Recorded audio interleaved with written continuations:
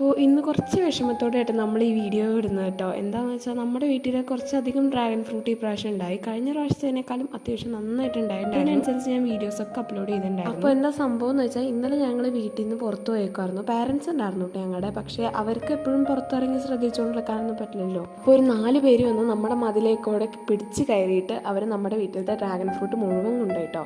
ഇനി ആകെ 4 എണ്ണം ഉള്ളൂ, ബാക്കി എല്ലാം കൊണ്ടുപോയി. ഒരു 15-16 സംതിങ് ഒക്കെ ഉണ്ടായിരുന്നു. നമ്മളാണെങ്കിൽ കൊതിച്ച് ആറ്റുനോറ്റ് ഉണ്ടാക്കിയെടുത്തേ പോലെ ഒരെണ്ണം പോലും നമ്മൾ പറിച്ച് തിന്നാണ്ടൊക്കെ കഴിച്ചു കൂട്ടിയതായിരുന്നു. ഇവന്മാരെല്ലാം പറിച്ച് കഴിയണതിന് മുന്നേ തന്നെ നമ്മൾ വീട്ടിൽ നിന്ന് പുറത്തിറങ്ങിയിട്ട് ആളുകൾ. അപ്പോൾ ഇവന്മാർ നമ്മളെ കണ്ട് പേടിച്ചോടി.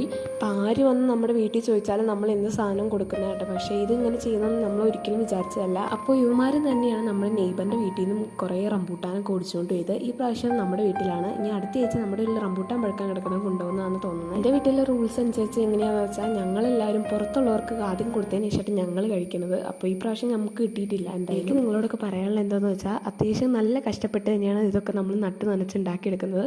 അപ്പോൾ ഇതിങ്ങനെ കൊണ്ടുപോയാൽ അത് നല്ല മോശം പരിപാടിയാണെന്നാണ് എനിക്ക് പറയാനുള്ളത്.